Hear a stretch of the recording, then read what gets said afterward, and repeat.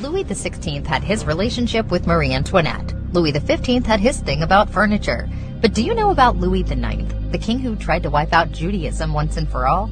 Crowned in 1226, Louis IX was the type of king who liked to take justice into his own hands. He'd often personally judge cases and deliver punishments in his great hall in Paris. And he also had a thing about the Jews. He forced Jews into manual labor with the Ordinance of Milan in 1230 and liked to debate Jews about their religion. In 1232, Pope Gregory IX received a letter claiming that the Talmud, the enormous Jewish text that had defined Jewish practice since being compiled in the 5th century, attacked the Catholic Church at least 35 times and needed to be destroyed.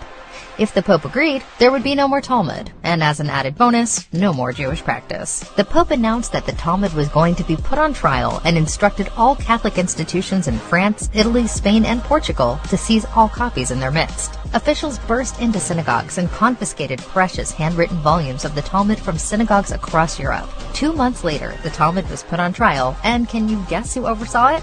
Yup, this guy. King Louis IX ordered 4 prominent rabbis to defend the Talmud. They faced off against Nicholas Donin, a Parisian Jew who had abandoned his faith and converted to Catholicism. Donin was not a fan of Judaism. He was also the one who'd written the damning letter to the Pope that started this crisis. King Louis set the rules. Rule number 1, the rabbis couldn't criticize Christianity in any way. And if rule number 2 could have been announced, it would have been that there's no way the Jews can win. The trial did not go well.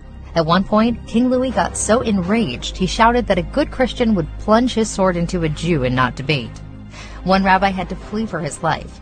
The remaining prominent rabbis argued all they could, but the Talmud was found guilty and condemned to burning. 2 years later, officials searched all over France for any remaining volumes of Talmud and other Hebrew books. On June 17, 1242, 24 wagons deposited close to 10,000 books at the Place de Grève near Notre Dame Cathedral, where they were burned. After the trial, King Louis expelled the Jews from France and led crusades to the Holy Land that targeted Jewish communities along the way. And even with his crimes against the Jews, they still named a city after him. How about that for history?